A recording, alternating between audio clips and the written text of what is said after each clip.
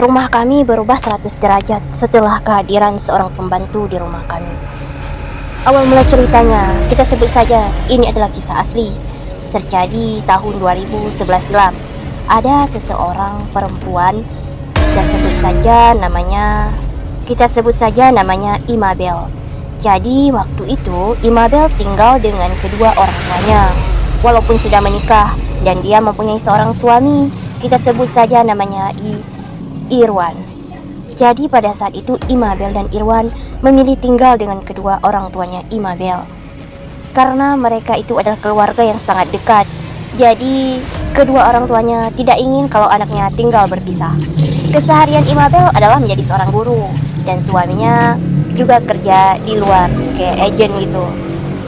Dan dia juga mempunyai seorang adik, tetapi adiknya pulang 3 bulan sekali ke kampung. Jadi dia sering tidak ada di rumah itu. Rumahnya cukup besar ya untuk mereka tinggal berlima. Imabel mempunyai seorang anak perempuan, kita sebut saja namanya Indah.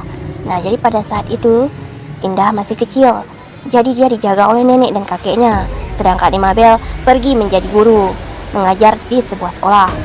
Kegiatan sehari mereka berjalan baik-baik saja sebelumnya. Pas pulang, dia membantu ibunya untuk menyiapkan sate dan minuman-minuman enak. Ketika suaminya pulang, dia menyambutnya dengan hangat. Keluarga itu keluarga yang sangat humoris. Suaminya dekat dengan mertuanya, jadi mereka tidak ada masalah apapun. Hingga pada suatu hari, ibunya Imabel jatuh hampir pingsan. Terus, ayahnya menelepon Imabel di sekolah. Dia menyuruh Imabel untuk pulang, karena ibunya tadi pingsan. Pas pulang ke rumah, kata ibunya tidak apa-apa kok, cuman pusing tadi katanya. Terus kata Imabel, ibu gak usah kerja lagi, gak usah memasak dan bersih rumah. Nanti kalau Imabel pulang, biar Imabel yang melakukan semuanya, katanya. Ibunya tetap bersikeras, tidak apa-apa nak, ibu masih kuat, katanya. Terus kata Imabel untuk menenangkan ibunya, ya sudah, besok kita carikan pembantu di rumah ini, biar ibu bisa istirahat dengan tenang. Terus ibunya pun merasa tenang. Dan hari-hari berjalan seperti biasa. Walaupun mempunyai niat untuk memiliki pembantu, namun mereka belum sempat untuk mencari pembantu. Namun tiba-tiba ayah Imabel meneleponnya di sekolah lagi. Imabel, kamu pulang ya, ada seseorang datang ke rumah. Terus Imabel pun pulang. Pas dilihat, ada seorang perempuan berusia sekitar 30 tahun. Dia duduk di kursi sofa dan memperkenalkan diri. Perkenalkan mbak, nama saya Surti, katanya. Oh, dia menunjukkan identitasnya di sebuah surat gitu. Namanya benar Surti, umurnya 30 tahun. Saya mendengar Mbak Imabel mau mencari seorang pembantu. Saya mau mengajukan diri untuk menjadi pembantu di rumah ini, katanya. Terus Imabel berkata, kamu tahu dari mana? Saya tinggal di sekitar kos di kampung sini juga mbak. Dan saya mendengar dari tetangga sebelah kalau Mbak Imabel mau mencari pembantu. Jadi saya tanya alamatnya dan saya langsung ke sini untuk mengajukan diri. Oh, kata Imabel, tanpa berpikir panjang ditanyalah, kamu bisa masak atau bisa bersih-bersih rumah? Bisa mbak, saya sudah pernah berpengalaman mencuci baju warga di sini, di sekitar kos saya gitu. Oh, ya sudah, mulai besok kamu langsung bekerja. Tapi jangan datang terlalu pagi, nanti kamu cepat capek, katanya. Datang aja jam 7 atau jam 8 gitu. Oke mbak, kamu bisa nginap di sini ataupun bisa pulang pergi juga dari kos kamu. Ya sudah mbak, saya pulang pergi saja ya, katanya. Pas besoknya Bu Surti itu langsung bekerja jam 7 pagi. Saat itu Imabel sudah pergi ke sekolah untuk mengajar. Tinggallah di rumah itu ibu dan ayahnya serta anak kecil mereka. Namun hari-hari berjalan seperti biasa, seperti tidak ada sesuatu. Suatu hari Surti memasak di rumah itu. Dia memasak, terus masakannya dikasih buat Imabel. Mbak, coba dirasa dulu, siapa tahu enak. Terus pas dirasa, lumayan enak rasanya. Kata Imabel, barang di dapur itu bebas, kamu kreasikan menjadi makanan apa, terserah kamu saja, katanya. Soalnya makanannya juga enak, katanya. Terus Surti mendapatkan izin untuk memegang barang dapur. Akhirnya dia memasak setiap hari. Setiap hari satu keluarga itu memakan makanan Surti tanpa diketahui akan terjadi sesuatu yang tidak diinginkan. Hingga pada suatu hari Imabel pergi ke sekolah. Namun di saat jam pembelajaran dia merasa mual, hingga akhirnya dia muntah dan hampir pingsan. Namun dia berusaha untuk tetap tegar, untuk tetap kuat. Pas dia berdiri, dia tidak hampir jatuh dan seperti tidak sadarkan diri. Terus pada anak-anak mulai bingung dan mulai mencari bantuan. Dan pada saat itu pun Imabel merasa kayak aneh terhadap dirinya beberapa hari ini. Kayak dia mendengar suara-suara aneh dan kayak ada sesuatu yang sangat gaib gitu. Dan pas dicek ke dokter pun, kata dokter, tidak ada gejala apa-apa, asam lambung pun tidak ada. Mungkin kebanyakan pikiran, kata dokter. Ini mah aneh, dia bisa muntah-muntah terus. Pas dimuntah, itu yang keluar adalah kelabang. Astagfirullah. Masa iya muntah kelabang segitunya berdarah? Dibilang sama dokter tidak punya penyakit apa-apa. Terus dia menceritakan kepada suaminya. Namun si suaminya mengatakan, aku juga tidak tahu, kata dokter, kamu tidak punya penyakit apa-apa. Sehingga dia menyembunyikan hal tersebut dari kedua orang tuanya. Namun pada suatu hari, anaknya itu sudah tidur hingga malam harinya mereka tertidur. Namun tiba-tiba di jam malam Imabel bangun. Dia mencium aroma yang sangat bau busuk. Dan saat dilihat bersama suaminya, itu berasal dari arah dapur. Saat dilihat semua makanan di atas dapur, itu semuanya sudah basi guys. Sudah basi dan tidak layak untuk dimakan. Baunya pun sangat busuk, tidak seperti biasanya. Hingga dia bertanya, kenapa kok bisa basi ya? Padahal makanannya baru dimasak sama Bu Surti sore tadi. Kenapa bisa cepat kali basi, katanya. Terus kata ibu bapaknya, ya sudah, buang saja. Mungkin ada yang ikut makan, katanya. Imabel pun merasa bingung dengan kata-kata ayahnya. Emangnya siapa yang ikut makan? Setelah itu dia tidak pikir panjang dan mulai membersihkan semua makanan itu bersama suaminya dan sedikit membuka jendela biar bau busuknya bisa cepat keluar dan cepat hilang.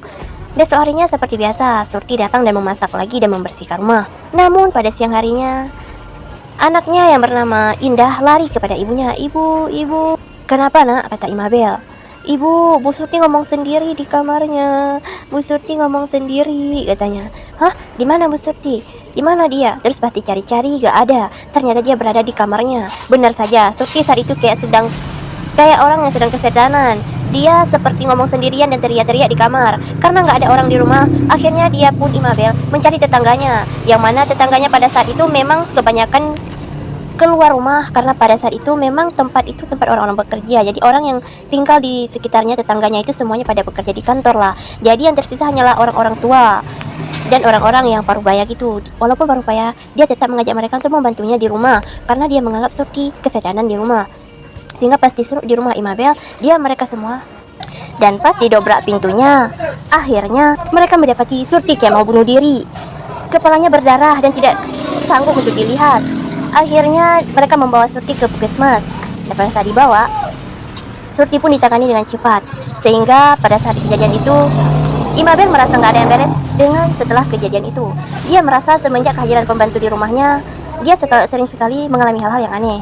Sehingga dia berpikir bahwa ada seseorang yang mengirim santet kepada Surti. Sehingga keluarga mereka juga menjadi terkena karena Surti berada di rumah mereka. Akhirnya mereka memberhentikan Surti untuk bekerja di sana. Setelah beberapa minggu kemudian, rumah agak sedikit tenang. Namun, tiba-tiba ada seorang pembantu lain datang ke rumah itu. Katanya ingin menawarkan diri. Dia berkata, dia mendapatkan informasi dari Kak Surti, katanya. Ternyata Surti itu katanya tetangganya. Mbak Imamel ini mau mencari ke pembantu ya? Saya juga mau, Mbak, katanya. Saya juga sering menjadi pembantu di rumah orang. Namun kali ini kontraknya sudah habis, jadi saya ingin mencari tempat lain. Oh gitu ya, kata Imabel. Boleh, katanya. Kita sebut saja namanya Sarah. Jadi pada saat itu, Sarah bekerja dengan cukup baik sama seperti Surti. Namun kayak ada yang aneh, semenjak Sarah hadir, gangguan itu semakin ada. Semakin ada dan semakin ada. Dia merasa kayak mual, pusing, muntah. Suaminya juga merasakan hal yang sama. Sehingga mereka merasa ada yang tidak beres. Pada suatu hari, Imabel kayak punya firasat buruk. Dan dia itu berkata kepada suaminya, mari kita carikan orang pintar. Akhirnya mereka mencarikan orang pintar dan memberitahukan Sarah, Sarah, nanti sore kami mau mencarikan orang pintar. Kami merasa ada yang gak beres dengan rumah ini. Tapi pada saat itu Sarah buru-buru pamit pulang. Karena saat itu dia berkata ada sesuatu yang harus dia kerjakan di rumah. Kan terasa aneh, namun Imabel tidak terlalu memikirkannya. Sehingga dibawalah orang pintar ke rumah. Bapak itu berkata, kita bilang saja Bapak Anton. Jadi Bapak Anton ini melakukan ritualnya, melakukan mencari hal-hal gaib yang ada di rumah itu. Ternyata ditemukan. Akhirnya Imabel berkata, apakah benar Pak keluarga kami disantet? Astagfirullahaladzim. Saat itu Bapak Anton berkata, Ibu Imabel, ini tidak ada kaitannya dengan santet. Hah? Terus kenapa keluarga kami terlalu diganggu? Terus kata Bapak Anton, ini bukan lebih ke santet, tetapi lebih ke tumbal. Hah? Tumbal? Apanya? Katanya. Keluarga ibu sudah dijadikan tumbal sama seseorang. Hah? Sekeluarga? Iya, keluarga ibu, bapak, anak ibu, kakek, neneknya semuanya sudah dijadikan tumbal. Tumbal pesugihan katanya. Hah? Bagaimana ceritanya? Dari siapa yang memberikan kami itu semua? Tenang dulu Bu, saya sedang melihat gitu. Setelah saya lihat, orang yang mengirim santet kepada ibu itu namanya Tantri. Hah? Tantri? Setelah diingat-ingat, Imabel tidak mengingat siapa yang namanya Tantri. Benar-benar tidak tahu siapa itu Tantri. Oke, saya kasih tahu wujudnya. Umurnya sekitar 30 tahun. Terus panjangnya segini, mukanya begitu, dan dia sering begini dan begitu. Akhirnya setelah dikatakan, Imabel seperti mengingat seseorang, dan itu persis seperti Surti. Dan namanya bukan Tantri, tapi Surti katanya. Intinya orang itu yang telah mengirimkan ini kepada ibu semua dan keluarga, sehingga keluarga ibu dijadikan tumbal kepadanya. Kok bisa kami dijadikan tumbal katanya? Tumbal itu bisa diberikan bukan karena hal-hal yang dekat, tetapi sesuatu yang diberikan secara percuma. Pernahkah bapak ibu dikasih hal-hal yang percuma oleh orang, terus dipakai seperti pakaian ataupun makanan? Terus diteringat makanan yang pernah dimasak oleh Surti. Iya pak, saya sering makan makanan itu, tapi pas di sekolah saya merasa mual. Nah, itulah yang dikasih, itu adalah sedikit demi sedikit, yang bakal lama-lama ibu dan bapak dan keluarga akan dijadikan tumbal satu persatu. Hah? Terus gimana?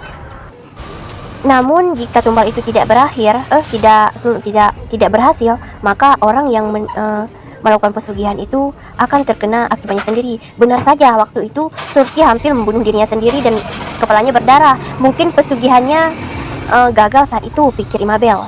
Terus pada saat itu ada seseorang yang menggantikan pembantunya, namanya Sarah pak. Apakah dia ada kaitannya? Sepertinya Sarah ada kaitannya sama Surti, karena pada saat itu Sarah menggantikan pekerjaan kakaknya. Kakaknya pada saat itu telah gagal melakukan pesugihan, jadi dilanjutkan sama adiknya. Oh, pantesan saja tadi Sarah pulang cepat katanya.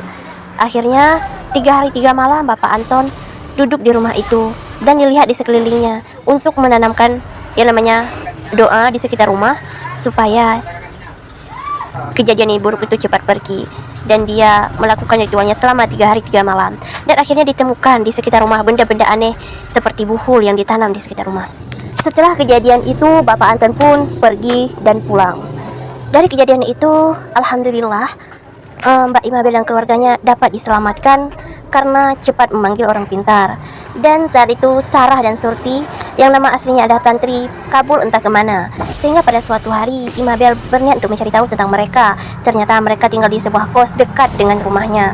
Dan kata pemilik kos, agak aneh sih dengan 2 orang itu, tapi yang namanya itu bukan Surti, nama aslinya Tantri katanya. Berarti benar yang dikatakan sama orang pintar tadi, namanya adalah Tantri, dan dia mempunyai adik namanya Sarah. Jadi setiap malam mereka itu kayak keluar entah kemana di jam-jam yang sangat aneh.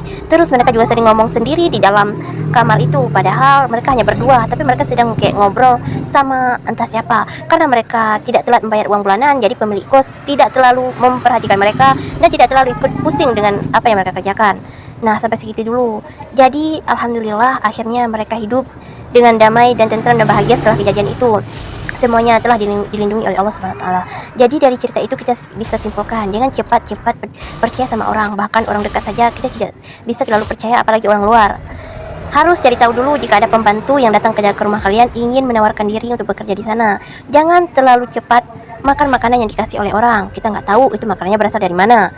Nah, jika kalian mempunyai cerita horor atau cerita yang pernah kalian alami, kalian bisa langsung saja DM saya ya. Nanti kita akan buatkan kisah selanjutnya. Terima kasih.